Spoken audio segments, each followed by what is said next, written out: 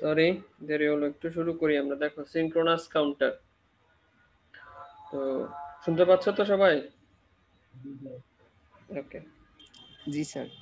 তো গতকালকে আমরা অ্যাসিনক্রোনাস কাউন্টার দেখেছিলাম। যে অ্যাসিনক্রোনাস বলার কারণটা ছিল যে আমরা যে এক্সটার্নাল একটা ক্লক সিগন্যাল ইউজ করি সেটা একটা সার্টেন ফ্লিপ ফ্লপের সাথে কানেক্টেড ছিল। প্রথম যে ফ্লিপ ফ্লপটা অর্থাৎ এলএসবি, যে কাউন্টিং সিকোয়েন্সের এলএসবি, লিস্ট সিগনিফিকেন্ট বিট, যে ফ্লিপ ফ্লপটা দেয় তার সাথে কানেক্টেড ছিল। আর তখনই আমরা দেখেছিলাম যে সিনক্রোনাস বলবো আমরা যখন তোমার প্রত্যেকটা ফ্লিপ ফ্লপ ওই সিগন্যালের সাথে কানেক্টেড থাকবে।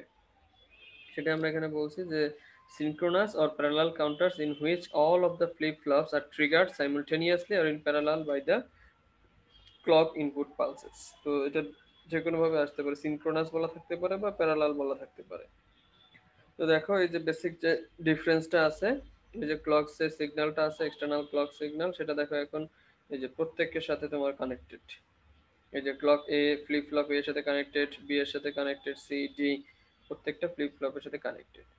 তো এটাকে যদি আমরা অ্যাসিনক্রোনাসের সাথে কম্পেয়ার করি তো একটা ডিফারেন্স তো আমরা অলরেডি দেখেই গেলাম, যে তোমার ক্লক সিগন্যালটা সবগুলো ফ্লিপ ফ্লপের সাথে থাকে সিনক্রোনাসে, আর অ্যাসিনক্রোনাসে হচ্ছে তোমার শুধুমাত্র প্রথম যেটা আছে এলএসবি, যে ফ্লিপ ফ্লপটা রিপ্রেজেন্ট করে সেই ফ্লিপ ফ্লপের সাথে কানেক্টেড থাকে। এই যে এখানে ডিফারেন্সের কথা আমরা বলেছি, একটা সিগনিফিকেন্ট ডিফারেন্স। আর একটা পয়েন্ট আমরা বলতে পারি যে in asynchronous counter all the flip flops always have the J and K inputs at high. তোমাদের যদি মনে থেকে থাকে আমরা আবার একটু দেখে আসি গতকালকে যে ক্লাসটা আমরা করেছি।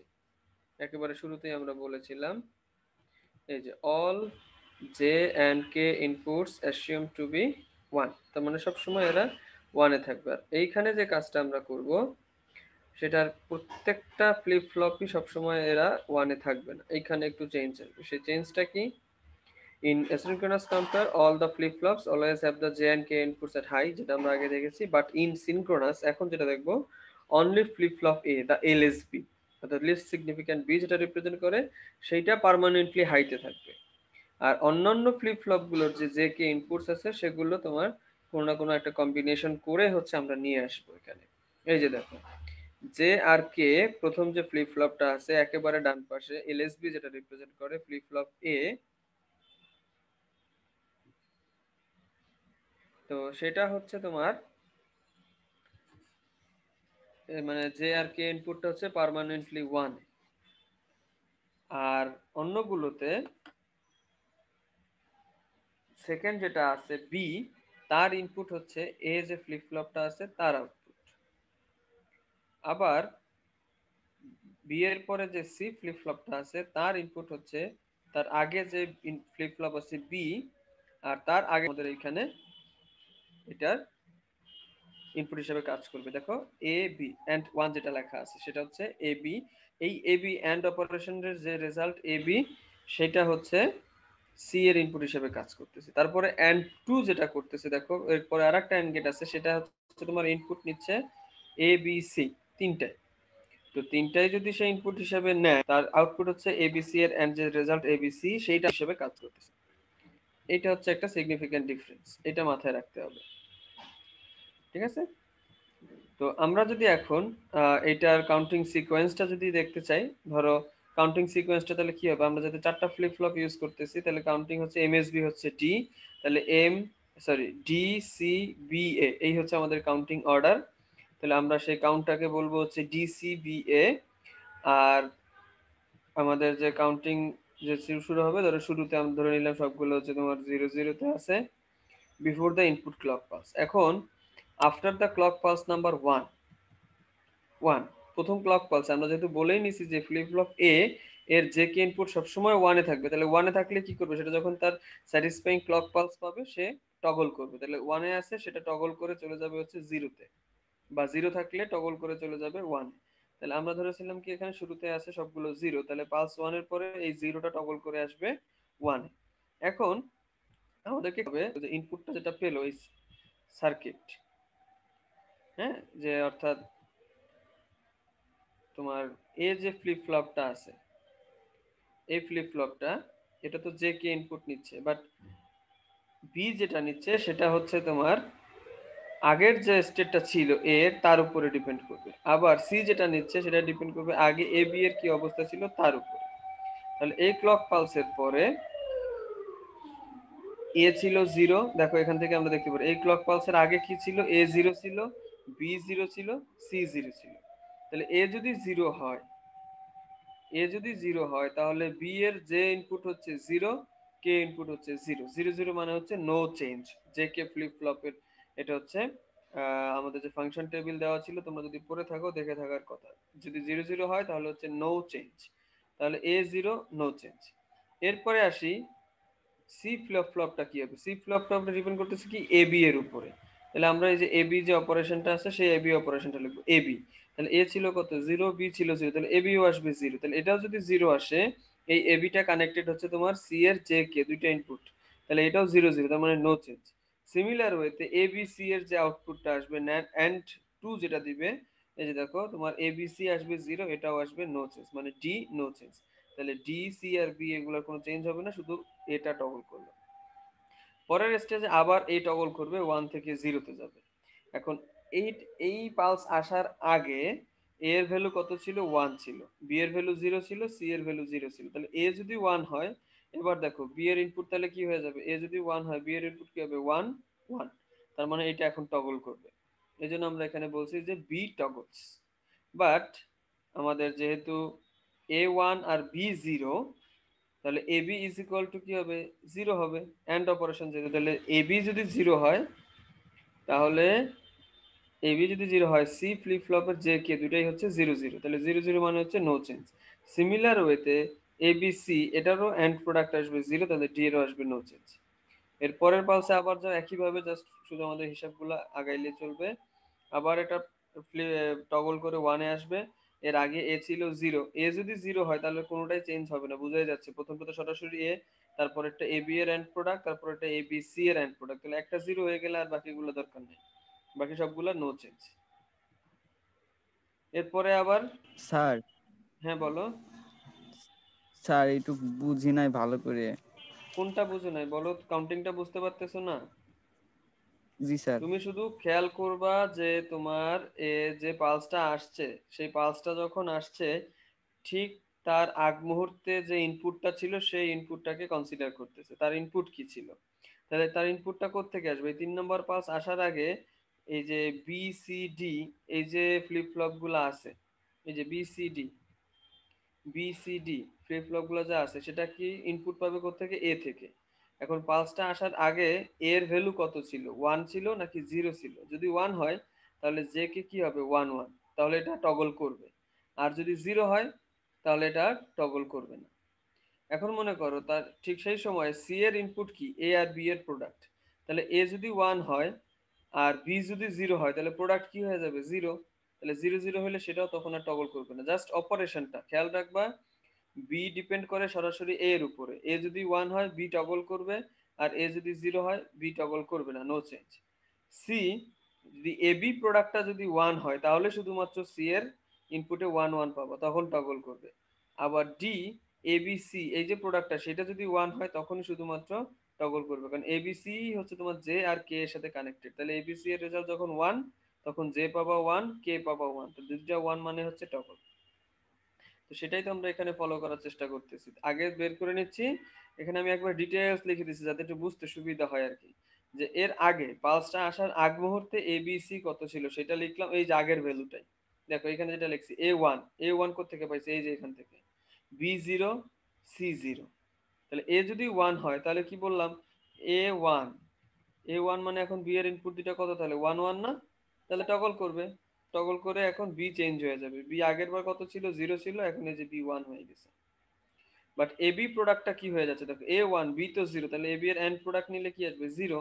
আর যদি 0 আসে এ বি 0, এই এ বিটাই তো হচ্ছে তোমার সি এর যে কে এর সাথে কানেক্টেড, তাহলে জেও 0 কেও 0, তাহলে 0 0 মানে এবার চেঞ্জ হবে না, নো চেঞ্জ।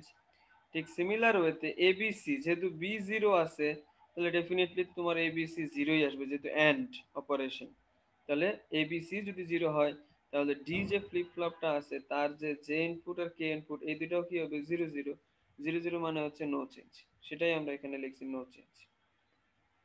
র্যান্ডমলি যদি আমি একটা পিক করি, ধরো কোনটা, ধরো এটাই যদি আমরা যদি ধরি, বা তার আগেরটাও যদি তুমি ধরো, হ্যাঁ, এখানে একটু ভুল আছে মনে হয়, দুই একটা জায়গায় এখানে একটু ঠিক করতে হবে। দেখো এখানে 6 নম্বর পালসটার কথা যদি তুমি চিন্তা করো, এ তো সবসময় টগল করবে, কারণ এর যে কি ইনপুট সবসময় ওয়ানে আছে। এখন এর এই পালস আসার আগে এ এর ভ্যালু ছিল 1, বি এর ভ্যালু 0, সি এর ভ্যালু 0, আর সরি সি এর ভ্যালু 1, ডি এর ভ্যালু 0। এই যে এখানে লিখে দিয়েছি বিফোর দিস পালস, একবার এক্স্যাক্টলি লেখা আছে A1 B0 C1, A1 B0 C1। ঠিক আছে, তাহলে এ যদি 1 হয় তাহলে বি টগল করবে। কেন বি টগল করবে? আবার সেই একই কথা, এ হচ্ছে এই যে জে কে এর সাথে কানেক্টেড, তাহলে 1 1 টগল। এরপরে তোমার A1 কিন্তু বি তো 0, তাহলে এ বি প্রোডাক্ট কি হবে? 0 হবে। এ বি প্রোডাক্ট যদি 0 হয় তাহলে সি যে ফ্লিপ ফ্লপটা আছে তার যে কে ইনপুটে কি আছে? 0 0 আছে, তার মানে নো চেঞ্জ। এখানে একটু ভুল লিখছি আমি, এটা চেঞ্জ করতে হবে। এখানে টগল লেখা হয়ে গেছে সি, এই যেখানে লিখছি সি টগলস, বেসিক্যালি এটা হবে সি নো চেঞ্জ, যেহেতু এটা 0 চেঞ্জ হবে না। আর আবার এবিসি প্রোডাক্ট, এটাও তো 0 আসবে, যে কোনো একটা 0 হইলে তো প্রোডাক্ট 0 আসবে, তাহলে ডিও হবে নো চেঞ্জ। এভাবে করে কাউন্টিং গুলো কন্টিনিউ করলে দেখবা যে একেবারে সিকোয়েন্স অনুযায়ী আগাইতেছে। এবং যেহেতু আমরা 4টা ফ্লিপ ফ্লপ ইউজ করতেছি, 16টা সিগন্যালের পরে সেটা আবার রিপিট করবে, মানে 0 থেকে 15 গণার পরে সেটা আবার এই যে 0 0টা রিপিট করবে। এইখানে এসে দেখো 1, ওই পালস আসলে টগল করবে। তাহলে এর আগে বি এর ভ্যালু কত ছিল? 1 ছিল। এ এর ভ্যালু 1 ছিল, সি এর ভ্যালু 1 ছিল। তাহলে এ 1, তার মানে বি টগল করবে, বি টগল করে 0 তে আসবে। এ আর বি দুইটাই যেহেতু 1, তাদের প্রোডাক্ট 1, তাহলে সিও টগল করে 1 থেকে 0 তে আসবে। এ বি সি তিনটাই যেহেতু 1 ছিল, তাহলে তাদের প্রোডাক্ট 1, সেটাও টগল করে আবার 0 তে আসবে। সেটাই হয়েছে এখানে। বুঝছো না কি কথা? এভাবে করে জি কাউন্টিংটা স্যার। করবা। তো এই যে এটা খুব ইজি জিনিস, আর এখানে সবকিছু লেখাই আছে, তুমি একবার না বুঝলে আর একবার একটু পড়লেই হবে, এটা নিয়ে ওর কিছু নাই।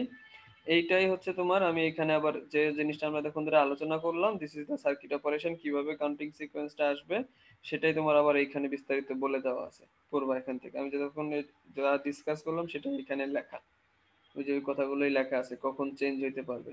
সি চেঞ্জ হইতে পারবে শুধুমাত্র এ আর বি 1 হইলে, ডি চেঞ্জ হতে পারবে এ বি সি তিনটাই 1 হইলে, বি চেঞ্জ হতে পারবে এ 1 হইলে। ওই কথাগুলো এখানে বলা আছে। তাহলে এখান থেকে আমরা একটা সিঙ্গেল কনক্লুশন ড্র করতে পারি, সেটা কি? Each flip-flop should have its J and K inputs connected so that they are high. দেখো আবার পড়তেছি, each flip-flop should have its J and K inputs connected so that they are high only when the outputs of all lower order flip-flops are in high. খেয়াল করো, এমন ভাবে connected করা হয়েছে যে কে বি যে ফ্লিপ ফ্লপ, সেকেন্ড ফ্লিপ ফ্লপের জন্য তার আগেরটা 1 হইতে হবে আউটপুট, তাহলে শুধুমাত্র হচ্ছে যে কে 1 আসবে। সি এর যে কে ইনপুট যদি 1 হইতে হয় তাহলে তার আগের দুইটাকেই 1 হইতে হবে, আদারওয়াইজ এ বি প্রোডাক্ট তো আমরা 1 পাবো না। এ বি প্রোডাক্ট যদি 1 পেতে হয় তাহলে এ এবং বি তার আগের দুইটাকেই 1 হইতে হবে। আবার ডি এর যে কে ইনপুট যদি 1 পেতে হয় তাহলে তার আগের যে তিনটা আছে এ বি সি তিনটার রেজাল্টই 1 হইতে হবে। এটাই হচ্ছে আমরা এখানে কনক্লুশনটা ড্র করলাম আর কি, যে each flip-flop should have its J and K inputs connected so that they are high only when the outputs of all lower order flip-flops are in high. ঠিক আছে, লোয়ার অর্ডার অর্থাৎ 4 নম্বরটা চিন্তা করতেছি ডি ফ্লিপ ফ্লপ, তাহলে তার lower যে কয়টা আছে এ বি সি তিনটারই হাই হইতে হবে, তখনই শুধুমাত্র যে ইনপুট আর কে ইনপুটটা 1 পাবো, এবং তাহলে সেটা স্টেট চেঞ্জ করতে পারবে। এই হচ্ছে সিনক্রোনাস কাউন্টারের কাজ।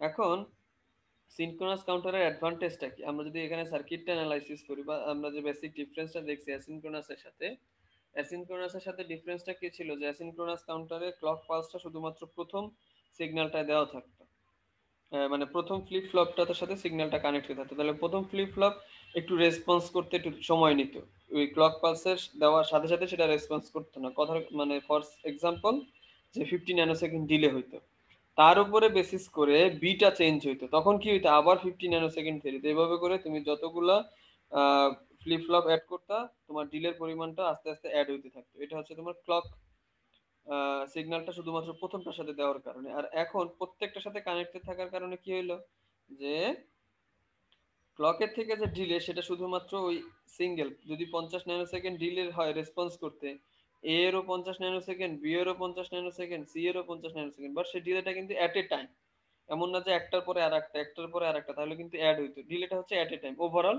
50 ন্যানো সেকেন্ডে থাকবে। তুমি যতগুলো ফ্লিপ ফ্লপ ইউজ করো না কেন, ডিলেটা সেম, ফ্লিপ ফ্লপ বাড়ানো বা কমানোর সাথে ডিলের কোনো চেঞ্জ নেই। বাট এখানে আর একটা জিনিস ইনক্লুড করতে হয়, সেটা হচ্ছে যে তোমার যেহেতু প্রত্যেকটা ইনপুট আসতে একটা এন্ড অপারেশন হয়ে আসে ইনপুটে, এই এন্ডের ডিলেটা আমাদের এখানে কনসিডার করতে হবে। ঠিক আছে, তাহলে ওভারঅল ডিলেটা কমে আসবে। যে সিঙ্গেল, এমন না যে ফ্লিপ ফ্লপ বাড়াইতে থাকলে জাস্ট এন মাল্টিপ্লাই করতে হবে, N number of flip flop use করলে তার ডিলে এটাই হবে, আর একটা এন্ড গেটের টাইম ডিলেটা কনসিডার করতে হবে। এটা হচ্ছে এটার একটা অ্যাডভান্টেজ। তো এটার উপরে বেসিস করে এখানে একটা যদি আমরা প্রবলেম ক্যালকুলেট করি, দেখো যে ডিটারমাইন এফ ম্যাক্স, মানে ম্যাক্সিমাম কত ফ্রিকোয়েন্সি আমরা অ্যাপ্লাই করতে পারবো ফিগার 7। ফিগার 7 বলতে আমরা মনে হয় এটার কথাই বলছি, হ্যাঁ এইটাই। এই যে প্রবলেমটা আমরা একটু আগে পড়লাম সিনক্রোনাস কাউন্টার, এটার জন্যই বলছে। এটাতে যদি for each flip flop is 50 nano second, 50 nano সেকেন্ডের জন্য ডিলে, আর TPD for each and gate is 20 nano second, এটা অ্যান্ড গেটের জন্য যদি 20 ন্যানো সেকেন্ড হয়, তাহলে এফ ম্যাক্স কত হবে? তাহলে এফ ম্যাক্স আমরা আগে হিসাব করি ডিলেটা কত 70 ন্যানো সেকেন্ড, একটা ফ্লিপ ফ্লপের জন্য হচ্ছে 50 ন্যানো সেকেন্ড, আর অ্যান্ড গেটের জন্য 20 ন্যানো সেকেন্ড, তাহলে ওভারঅল ডিলে হচ্ছে 70 ন্যানো সেকেন্ড। তাহলে তোমার ম্যাক্সিমাম ফ্রিকোয়েন্সি কি হইতে পারবে 1/70 ন্যানো সেকেন্ড। এরপরে compare this value with F max for a mod 16 repel counter বা অ্যাসিনক্রোনাস কাউন্টার। এখন যদি আমরা অ্যাসিনক্রোনাস কাউন্টারের জন্য চিন্তা করি, তাহলে সেটা কি হইতো, যতগুলো ফ্লিপ ফ্লপ ঠিক ততবার তোমার মাল্টিপ্লাই করতে হবে ডিলেটাকে, এন টিপিডি মনে থাকার কথা। আমরা যদি আরেকবার একটু দেখে আসি, এই যে 1/n টিপিডি। তাহলে ফ্লিপ ফ্লপ আছে কয়টা আমাদের, যে ফিগারের কথা বলছি সেখানে 4টা ফ্লিপ ফ্লপ আছে। তাহলে হচ্ছে আমি এই যে 4 × 50, 1/750, 5 মেগাহার্টজ ম্যাক্সিমাম ফ্রিকোয়েন্সি। দেখো এখানে ম্যাক্সিমাম এত ফ্রিকোয়েন্সি অ্যাপ্লাই করতে পারবো, আর যদি রিপেল কাউন্টার বা অ্যাসিনক্রোনাস কাউন্টার তাহলে অনেক কম ফ্রিকোয়েন্সি, মানে ম্যাক্সিমাম ফ্রিকোয়েন্সিটা অনেক কম হবে আর কি।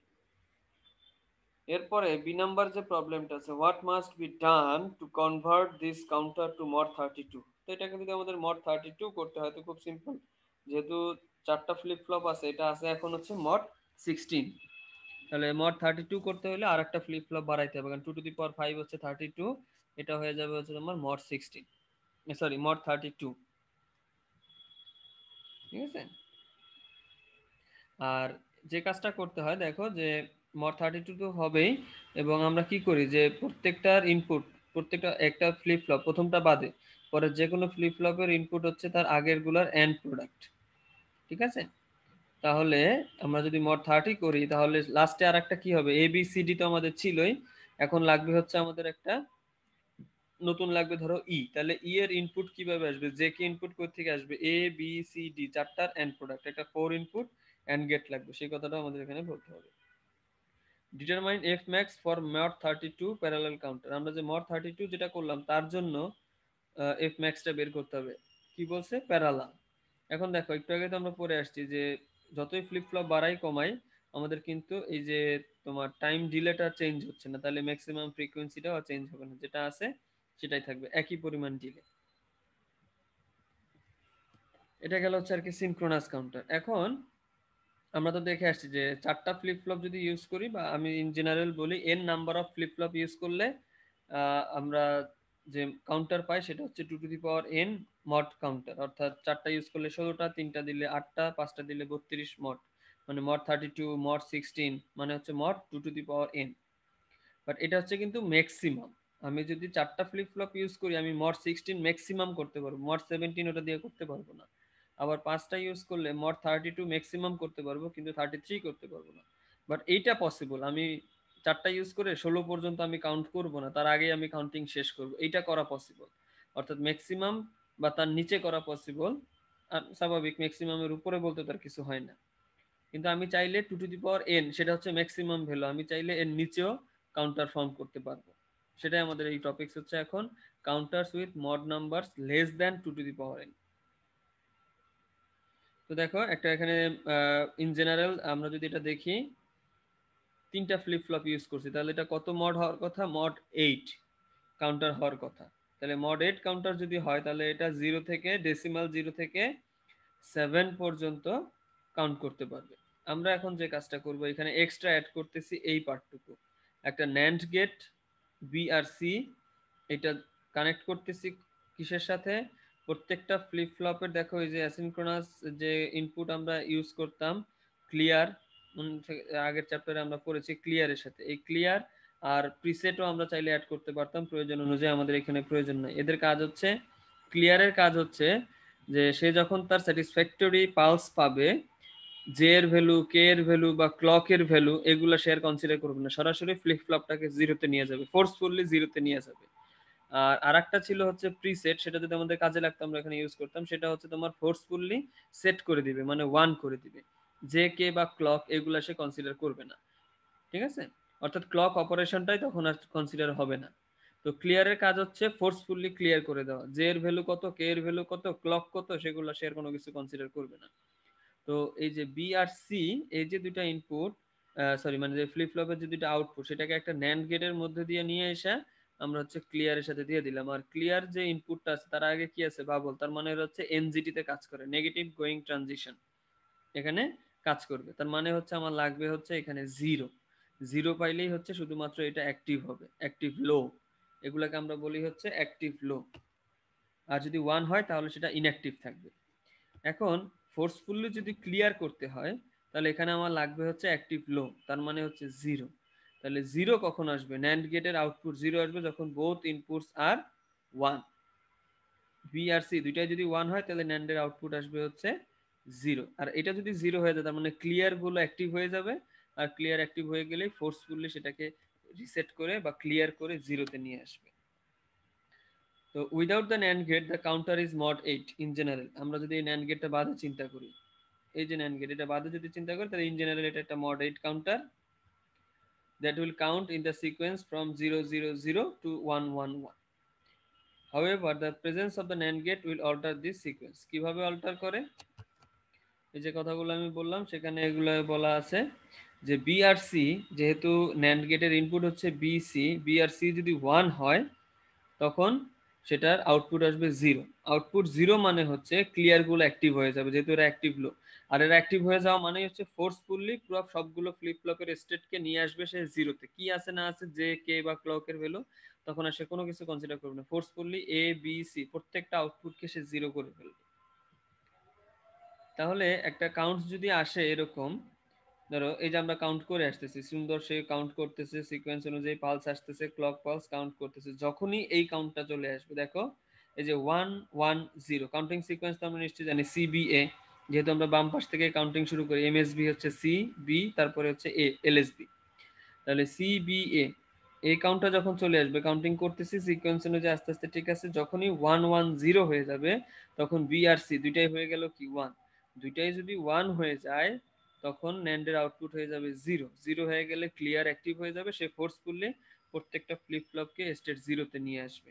এই জন্য আমরা এখানে দেখো টেবিলটা এইভাবে করছি যে সে এই পর্যন্ত আসার পরে এখান থেকে এদিকে ব্যাক করবে, আর এই স্টেটটাকে আমরা বলতেছি temporary state, needed to clear the counter. এটা টেম্পোরারি থাকবে এখানে, জাস্ট আসবে, আসার সাথে সাথে সেটা আবার ক্লিয়ার করে জিরোতে চলে যাবে।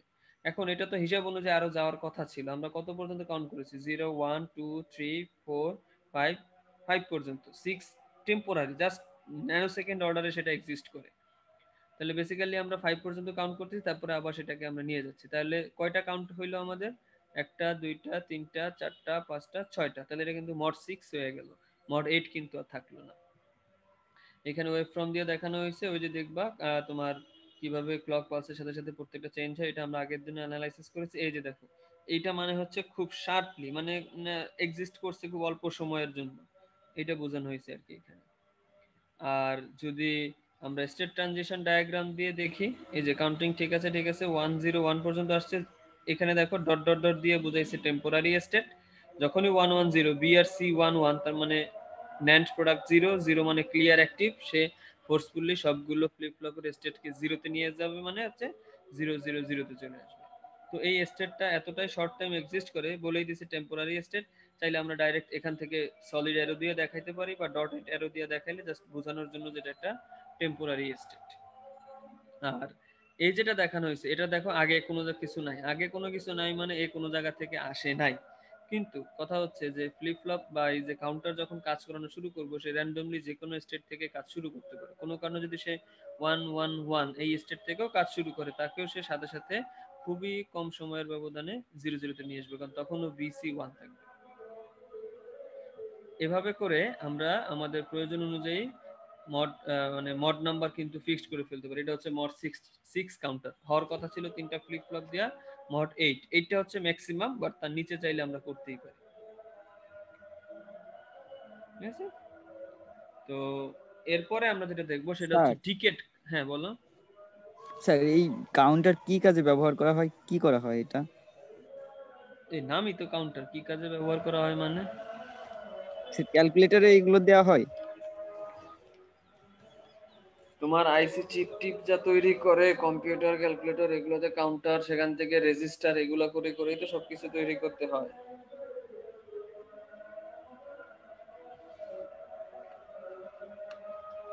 আচ্ছা, এরপরে দেখো ডিকেট কাউন্টার। ডিকেট নাম থেকেই বুঝতে পারতেছি 10। তাহলে ডিকেট কাউন্টারের ডেফিনিশন হচ্ছে এই ডিকেট। হ্যাঁ হ্যালো, বলো। আমরা একটু আগে দেখলাম যে যেটা মোড এটা পরিবর্তন দিল ওটা আমরা মোড 6 এ পরিণত করছি। আমরা যদি আরো হুম, নিচে যেতে চাইতাম বা যদি মোড 7 তৈরি করতে চাইতাম তো সেক্ষেত্রে সেটা পারতাম। কোনটা? যদি আবার আমরা একটু মোড বলো। 7 বা মোড হ্যাঁ যদি তুমি আমরা মোড দেখো, 7 বা মোড 5। অবশ্যই অবশ্যই বুঝতে পারছি বুঝতে পারছি। ধরো তোমার কাজ হচ্ছে একটা সার্টেন কাউন্টিং পর্যন্ত, ধরো যে আমরা যদি এটা এরকম করে দিতাম এসি, খেয়াল করো এই যে C1 আর A1 তার আগের স্টেপ, আমরা তো এটাকে টেম্পোরারি বলছি, এই পর্যন্ত সে ঠিক মতন কাউন্ট করছে। তারপরে টেম্পোরারি স্টেটটাকে আর আমরা ধরবো না, এটা জাস্ট টেম্পোরারি থাকবে, আবার সে ব্যাক করবে 0 তে। এখন কোনো কারণে এই ন্যান্ড যেটা আমরা দিচ্ছি এইটার যদি তুমি বিসি না দিয়ে এসি দিতে তাহলে কি হইতো? খেয়াল করো এসি দিলে কি হবে? এ আর সি দুইটাই তো 1 1 হয়ে যাবে এই স্টেটে, তখন তো এটা তোমার সাথে সাথে কি করবে, এটাকে 0 করে দিলে তো ক্লিয়ার অ্যাক্টিভ হয়ে রিসেট করে ফেলবে। কথাটা কি বুঝতে পারছো তুমি? জি স্যার। তো তুমি তোমার প্রয়োজন অনুযায়ী এটা ডিজাইন করতে পারবা। তো এরপরে আবার আসি আমরা হচ্ছে এখন ডিকেট কাউন্টারে। তাহলে ডিকেট নাম থেকেই বুঝতে পারতেছি যে 10 ডিস্টিং স্টেট যেটাতে থাকবে, মানে মড 10, সোজা কথা হচ্ছে mod 10। No matter what the sequence, যে কোনো সিকোয়েন্সই থাকুক না কেন, স্কিপ করে থাকুক বা হোয়াট এভার সিকোয়েন্স, যদি তার 10টা ডিফারেন্ট স্টেট থাকে তখন সেটাকে আমরা বলি হচ্ছে ডিকেট কাউন্টার। এখন যদি সেটা এক্স্যাক্টলি মনে করো 0 0 0 থেকে শুরু করে 1 0 0, অর্থাৎ যে বিসিডি কোড নাম্বার যেগুলো আছে, বিসিডি কোড গ্রুপস, সেইগুলোই যদি আমরা কনসিডার করি একেবারে সিকোয়েন্স অনুযায়ী, মনে আছে তো তোমাদের বাইনারি কোডের ডেসিমাল বিসিডি কোড গ্রুপস, হ্যাঁ, 0 0 0 থেকে 1 0 0 পর্যন্ত যদি এক্স্যাক্টলি ওইভাবে কাউন্ট করে সেটাকে আমরা তখন বলি হচ্ছে বিসিডি কাউন্টার। মানে BCD counter is one kind of decade counter, সোজা কথা। Mod 10 counter is a decade counter. Any decade counter that counts in binary from 0 0 0 0 to 1 0 0 1 is a BCD counter. মানে যে কোনো বিসিডি কাউন্টারই ডিকেট কাউন্টার, বাট সবগুলো decade counter তোমার BCD counter হবে না। Sir BCD counter জিনিসটা বুঝি নাই। বুঝো নাই? ডিকেট কাউন্টার মানে হচ্ছে যার মড 10, মানে ডিস্টিংক্ট স্টেট থাকবে 10টা।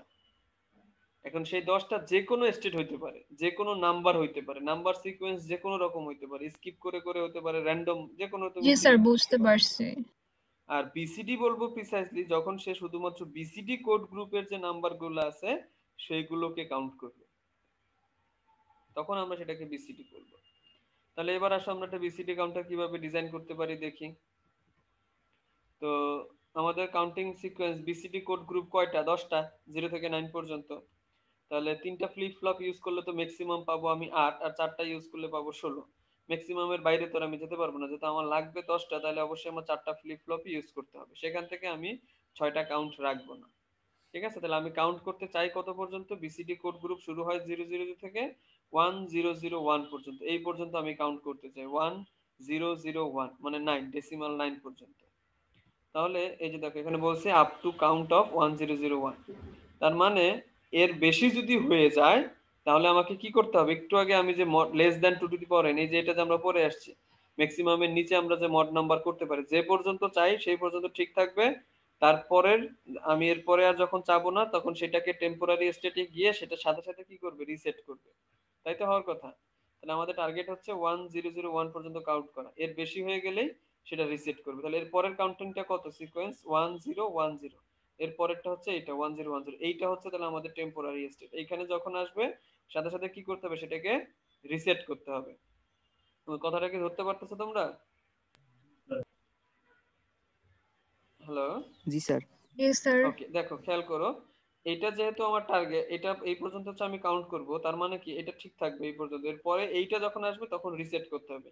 তাহলে এইটাকে যদি রিসেট করতে হয়, আমি যদি দেখো এইখানে যে ক্লিয়ার ইউজ করতেছি, ক্লিয়ার গুলো কি অ্যাক্টিভ ফ্লো, তার মানে সবগুলোতে কি লাগবে, জিরো লাগবে। জিরো হইলে সেটা ফোর্সফুলি ক্লিয়ার করে জিরোতে নিয়ে যাবে। তাহলে এটা যদি জিরো হইতে হয়, কাউন্টিংটা দেখো 1010, তাহলে আমরা একটা ন্যান্ড গেট ইউজ করতে চাই। তাহলে সেই ন্যান্ড গেটের ইনপুট কি হবে বলো দেখি একজন, সি আর ডি। আবার বলো একটু। সি আর ডি। সি আর ডি, সি তো হচ্ছে তোমার জিরো আর ডি সরি সরি হচ্ছে সরি ওয়ান। স্যার, সি আর বি, সরি সি আর এ। না না, সি আর এ তো জিরো জিরো, জিরো জিরো দিলে তো ন্যান্ড গেট দিবে ওয়ান। আমি বলছি তোমাকে একটা ন্যান্ড গেট ইউজ করতে। আচ্ছা আচ্ছা, ডি আর বি। বিডি, জি বিডি, স্যার, ভেরি হ্যাঁ গুড, আমি বি উল্টাটা আর ডি, বলতেছি। এই যে দেখো, এই যে বি আর ডি, বি আর ডি তার মানে কি, সে ওয়ান ওয়ান পাবে, তাহলে ন্যান্ডের আউটপুট হয়ে যাবে জিরো, জিরো হলে ক্লিয়ার অ্যাক্টিভ হয়ে ফোর্সফুলি সবগুলো সে জিরোতে নিয়ে আসবে। খুব ইজি ব্যাপার, এটাই এখানে বলা আছে, বুঝছো কিনা ডিজিট কাউন্টার কিভাবে তৈরি করতে হবে। এরপরে একটা প্রবলেম দেওয়া আছে, দেখো বলছে যে construct an appropriate mod 60 counter. আমারা এবার বলে দিছে মড 60 কাউন্টার বানাইতে, সেম জিনিস। এখন এটা নিজেরাই পারবা, যেটার কাজ হচ্ছে 60 হার্জ লাইন ফ্রিকোয়েন্সিরে মানে 1 হার্জ করে ফেলবে।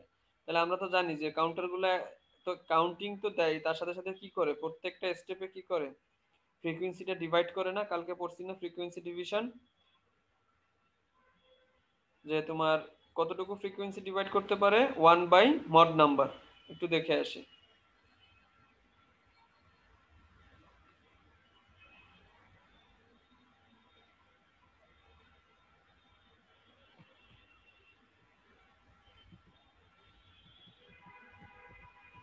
এই যে মড নাম্বার তো দেখলাম আর ফ্রিকোয়েন্সি ডিভিশন দেখলাম।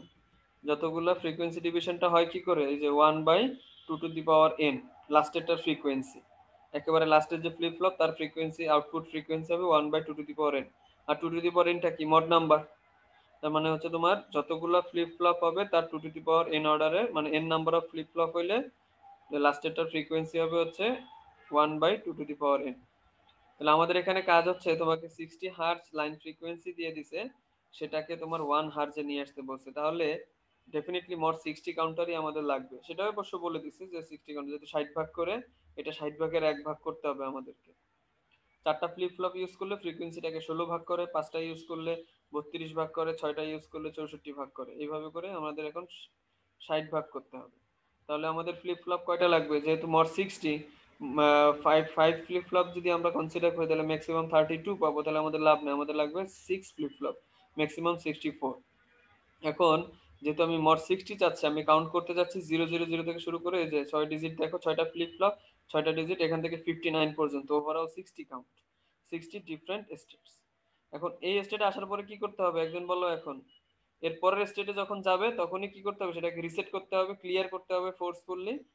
তাহলে এর পরের কাউন্টিংটা হচ্ছে তোমার এই যে 60 ডেসিমাল 60 মানে হচ্ছে এইটা, এইটা যখনই চলে আসবে তখনই আমাকে ফোর্সফুলি এটাকে রিসেট করতে হবে। তাহলে ফোর্সফুলি যদি রিসেট করতে হয়, আমি যদি আগের মতন করে ন্যান্ড গেট ইউজ করি, তাহলে খেয়াল করো যে 4 ইনপুট ন্যান্ড গেট যদি আমরা কনসিডার করি, তার থেকে কি হবে, তাহলে আমরা ধরো এদিক থেকে যদি হিসাব করি 6টা তো এফ, বা এখানে আমি বলছি Q5 দিয়ে নামকরণ গুলো করছি, তাহলে Q5, Q4, Q3, Q2, Q0, sorry Q1, আর প্রথমটা হচ্ছে Q0, এইভাবে নাম দেওয়া হয়েছে। তাহলে Q5 4 3 আর 2 এই চারটার ইনপুট তো 1, চারটায় যদি 1 হয় তাহলে 4 ইনপুট NAND গেট ইউজ করলে আউটপুট কি হবে 0 হবে, তাহলে সেটা ফোর্সফুলি ক্লিয়ার করতে পারবো। সেটাই আমরা বলছি, two reset the counter the clear inputs of all the flip flops must be at 0. This can be done with 4 input NAND gates, all the inputs at 1 and hence an output of 0. ঠিক আছে, সেই কাজটাই দেখো আমরা এখানে করতেছি। নামকরণগুলো করা হচ্ছে Q0 Q1 Q2 Q3 Q5 flip ফ্লপগুলোর নাম, এর আউটপুট স্টেট হচ্ছে এগুলো। তাহলে এখন কাজ হচ্ছে ওই 59 এর পরে যখনই 60 চলে আসবে 60 ইজ আওয়ার টেম্পোরারি স্টেট, সেই টেম্পোরারি স্টেটে যেগুলো যেগুলো 1 আছে সেই ওগুলোরে হচ্ছে এটা NAND গেটের ইনপুট হিসেবে ইউজ করতে হবে, প্রত্যেকটাই 1, তাহলে সবাই মিলে রেজাল্ট করে দিবে 0, ক্লিয়ার হয়ে যাবে 0, অ্যাক্টিভ হয়ে গেলে সে ফোর্সফুলি রিসেট করে দিবে। বুঝতে পারছো কিনা? এই ছাত্রছাত্রীরা আছো আমার সাথে? জি স্যার, বুঝতে পারছি। তাহলে পরীক্ষায় যদি এখন তোমার mod 40 counter, mod 50 counter, randomly যে কোনো মড নাম্বারের কাউন্টার ডিজাইন করতে বলি, পারবা না? জি স্যার। খেয়াল রেখো। আর এই যে এগুলো সিনক্রোনাসের সময় কিন্তু দেখো ইনপুট গুলা যে ওই যে আগের গুলার এন্ড, প্রথমটা তো সরাসরি গেল কিউ নট, দ্বিতীয়টাতে সরাসরি, বা তারপরের গুলাতে দেখো এই যে এন্ড অপারেশন দেখছো, প্রথম দুইটার এন্ড, তারপরেরটাতে আগের তিনটা, তারপরেরটাতে আগের চারটা, তারপরেরটাতে আগের পাঁচটা, এভাবে করে আগের সবগুলো এন্ড হবে হচ্ছে তোমার যে কি ইনপুট। এই তো। আচ্ছা, আজকে তো 4টা বেজে গেছে, তাহলে আর অল্প একটু বাকি ছিল অবশ্য। সিনক্রোনাস ডাউন কাউন্টার, তারপরে আপ ডাউন কাউন্টার, আর একটা হচ্ছে ডিকোডিং। আর 10-15 মিনিট হয়তো সময় লাগবে, আমার আবার 4টা আর একটা মিটিং আছে, ক্লাস আছে আর কি। স্যার তাহলে আরেকদিন ক্লাস নেন। ওকে, আর একদিন 10-15 মিনিট দিলেই হবে। কবে নিবা বলো? 15 মিনিটের মতন লাগবে, 15 বা 20 মিনিট ম্যাক্সিমাম, 1 ঘন্টা লাগবে না। কবে নিবা এক ফাঁকে একটু করে ফেলো। স্যার কয়েকদিন পরে হলে ভালো হয়। স্যার তাহলে সিলেবাস শেষ, এইটাই লাস্ট চ্যাপ্টার? হ্যাঁ স্যার তাহলে সামনের সপ্তাহে নেন স্যার, আমরা এই কয়দিন পড়ি, আমাদের যদি কোনো সমস্যা হয় তাহলে যাতে আপনাকে একটু বলতে পারি। আচ্ছা, এর থেকে আমি একটা ভালো প্রস্তাব দিই, কালকে ক্লাসটা শেষ করি, সিলেবাস শেষ করি, তারপরে তোমাদের প্রবলেম নিয়ে এরপরে আর একদিন তোমরা 2-1 দিন আগে জানাইলে আমি একটা ক্লাস নিলাম যে কোথায় কোথায় কি প্রবলেম আছে। জি স্যার, তাও করা যায়। তাহলে তোমরা 1 সপ্তাহ না হলে 2 সপ্তাহ সময় না, 2 সপ্তাহ নিয়ে তারপরে যদি তোমাদের অন্যান্য কোর্সে চাপ আছে আস্তে ধীরে পরে 2 সপ্তাহ পরে আমার সাথে একদিন বসো। জি বুঝতে স্যার, পারছো? আমাদের স্যার এ সেকশন কালকে ফ্রি আছে। আর বি সেকশন স্যার কালকে 11টায় নিতে পারেন, বি সেকশনের সকালে ক্লাস আছে 8টা কয়টা থেকে থেকে 10টা। সকালে ক্লাস? 8টা থেকে 10টা, 10:30 এরকম, ঠিক নেই স্যার। কোন স্যার? দস্তগীর স্যার? না, নরিন ম্যাম।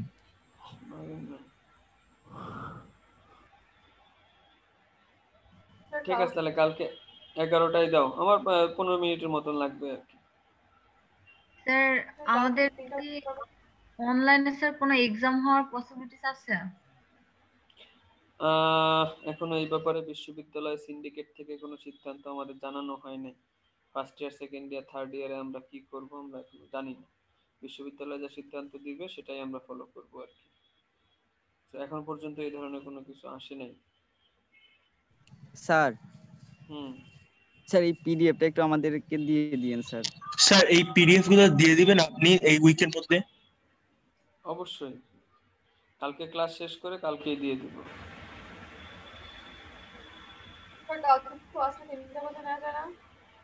কখন? স্যার সকালেই ভালো হয়। তোমরা যখন, না বললাম তো আমার আর 15 মিনিট লাগবে, এখনই শেষ করে দিতাম, কিন্তু আমার আর একটা মিটিং এই শুরু হয়ে যাবে, আমার 4টা বেজে গেছে, তাড়াতাড়ি বলো। সকালে একটু প্রবলেম হয়ে যায়, 3টা বাজে নিলে ভালো হয়। তোমরা ঠিকঠাক করে আমাকে সন্ধ্যার পরে সুপ্রান আমাকে একটু জানায় দিও তো কখন পারবা। আমার জাস্ট এক্স্যাক্টলি 15 মিনিট, ধরো ম্যাক্সিমাম 20 মিনিট, 20 মিনিট লাগবে। এখন তোমরা ঠিকঠাক করে আমাকে সন্ধ্যা একটু জানিও। আপাতত খোদা হাফেজ। আল্লাহ হাফেজ স্যার।